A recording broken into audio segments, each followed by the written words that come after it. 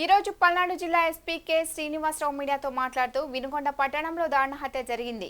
ఇద్దరు వ్యక్తుల వ్యక్తిగత కారణాల వలన మాత్రమే ఈ హత్య జరిగిందని ప్రకటించారు ఎస్పీ. ఈ హత్యకు రాజకీయ పార్టీలకు ఎటువంటి సంబంధం లేదని, హత్య చేసిన జిలానీ అనే వ్యక్తిని అదుపులో తీసుకున్నామని అన్నారు. వినుకొండ పట్టణంలో 144 సెక్షన్ అమలు చేయడం జరిగిందన్నారు. శాంతి భద్రతలకు విఘాతం కలిగిస్తే కఠిన చర్యలు తీసుకుంటామని అన్నారు.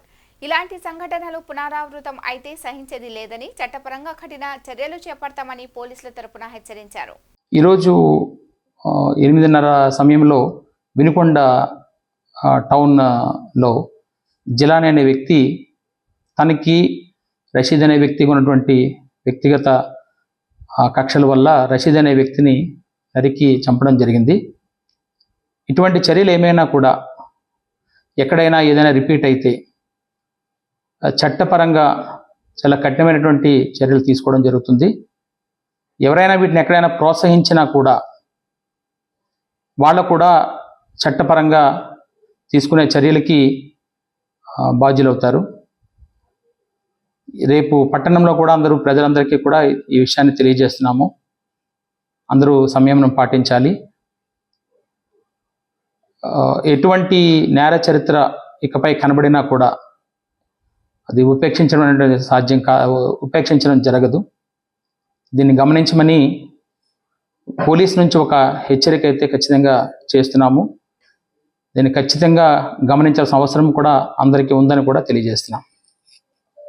144 సెక్షన్ కూడా అది అమల్లోకి తీసుకుంటున్నాం. అక్కడ ఎవరు ఎటువంటి శాంతి భద్రతల విఘాతం కలిగించినా కూడా కఠినమైనటువంటి చర్యలు తీసుకుంటాం.